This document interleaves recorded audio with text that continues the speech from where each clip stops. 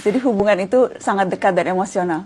Ya, kita kalau dulu antara Malaysia dengan Sumatera, kita tidak terima sempadan. Sumatera diletak di bawah Belanda, kita British. Tapi orangnya tidak anggap ini mengasingkan negeri. Mereka biasa, orang Aceh umpamanya biasa ke Malaysia, dan orang Malaysia biasa ke Sumatera. Jadi itu keadaan lama. Tapi sekarang kita sudah jadi dua buah negara dengan pasport dan sebagainya yang dulu tidak ada. Jadi perhubungan asal memang ada kuat. Tapi masih sekarang ini pun masih dulu punya cerita. Sebab itu kita tak boleh memadamkan sejarah bahawa Portugis, Belanda, Inggeris datang kerana nak agama. Itu sejarah. Tapi kenapa mereka gagal? Sebab orang tua-tua kita pertahankan, perjuangkan. Baik itu sekali lagi hadirin hadirat, kita kena terima kasih ke orang tua-tua kita dahulu. 24 Ogos tahun 1511, ketika Portugis masuk ke Melaka, dia jajah Melaka selama 130 tahun, bukan sekejap. Bukannya sebulan dua, bukan 5 tahun, 130 tahun. Setelah Kesultanan Melayu Melaka berdiri gagah selama 110 tahun. Kuat dah, kita baru 62 tahun, jangan act lah. Jangan act sangat. Melaka yang sebegitu gagah, 110 tahun, tombang dengan Portugis. Dijajah pula 130 tahun. Tapi adakah orang tua-tua kita ketika Portugis menjajah itu mereka pakat tidur beramai-ramai? Adakah mereka perangai macam kita main telefon siang malam pagi petang? Tidak. Orang tua-tua dulu tak pernah tidur. Tahun 1521 kita ucap terima kasih saudara-saudara kita dari utara Sumatera Utara, khususnya di Aceh, yang bertali arus membantu menyerang Portugis daripada Aceh.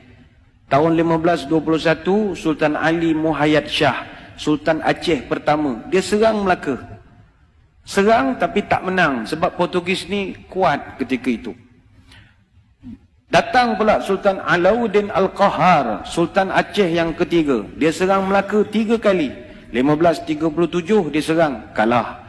1547 dia serang guna kapal, pun kalah. Tahun 1564 dia minta bantuan dari kerajaan Turki Utsmani. Semasa itu kerajaan Turki Utsmani diperintah oleh Sultan Sulaiman yang merupakan Sultan Turki Utsmaniyah yang ke-10, minta tolong tapi gagal. Adakah Portugis terlampau kuat? Tidak juga. Portugis tak kuat. Tapi di kalangan orang Melaka ketika itu seronok kerja dengan Portugis. Jadi dia orang dah dapat gaji, ada allowance, ada pangkat, ada apa. Dia orang pula mempertahankan Portugis yang malam pagi petang. Jadi Portugis main wayang sajalah. Orang-orang kita yang berlawan sesama kita. Kemudian Sultan Ali Riayat Shah, Sultan Aceh yang ke-9, serang Melaka 3 tahun berturut-turut. 1573, 1575, 1577. Tapi tak menang, pembelot ramai. Sambung balik Dik Sultan Iskandar Muda, Sultan Aceh yang ke-12. Dia serang 2 tahun, 1615 dengan 1638. Hasil daripada serangan demi serangan bertali arus, akhirnya Portugis lemah. 1641, Belanda datang. Bila Belanda datang, orang Aceh dah penat. Penat dah menolong. Orang tempatan masih lagi seronok dengan baju uniform, dapat apa, komen seronok, dapat jadi pegawai kerajaan, jadi orang pencen. Tak ada dia berjuang melawan Belanda dah.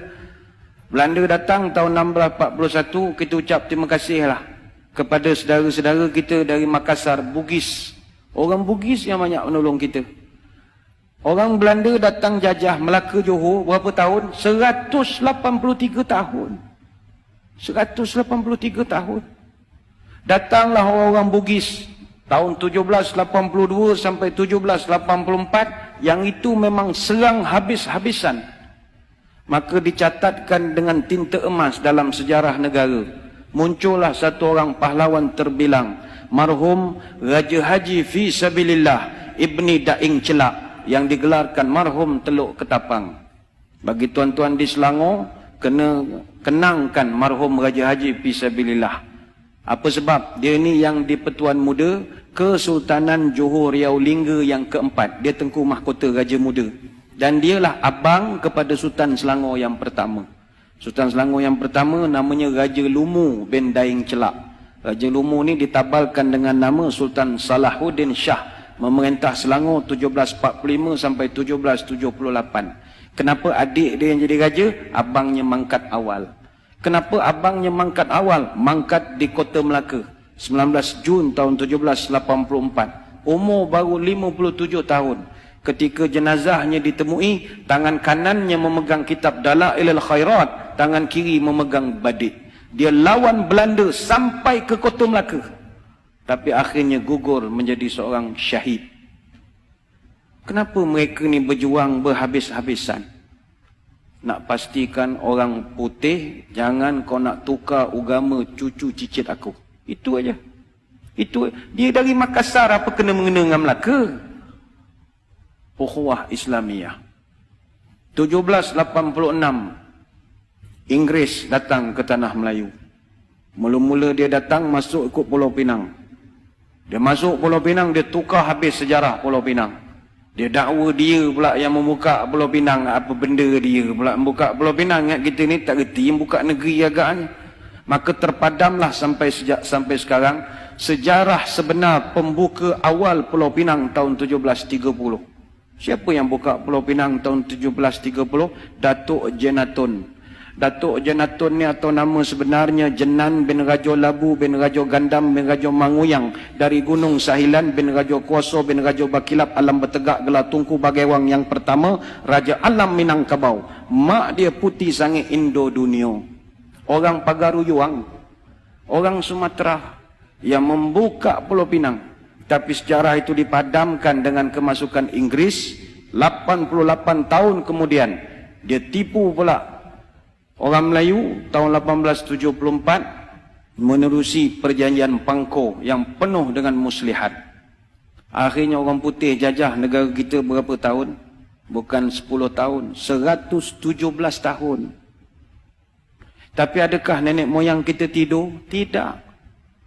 Bangkit satu persatu, Dol Said, Rentap, Mat Saleh, Maharaja Lela, Tok Bahaman, Tok Janggut, Haji Abdul Rahman Limbung, dan senarai itu begitu panjang sekali.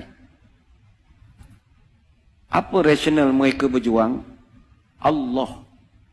Sebab itu orang tua-tua wujudkan satu perkataan namanya merdeka. Merdeka ini simbolik daripada huruf mim, ra, dal, ya, kaf, alif. Merdeka.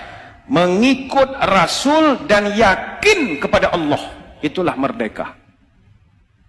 Mereka tahu mereka takkan dapat menengok hasil. Tapi kalau mereka tak berbuat sesuatu, malam ini mustahil boleh azan 5 kali sehari di bumi Selangor Darul Ihsan. Mereka berjuang siang dan malam. Sebab itu hadirin hadirat yang dirahmati Allah sekalian, perjuangan orang tua-tua ni kita kena terima kasih. Mereka berjuang lagi dan lagi dan lagi dan lagi dan lagi dan lagi dan lagi dan lagi dan lagi sampai kita tidak ada lagi.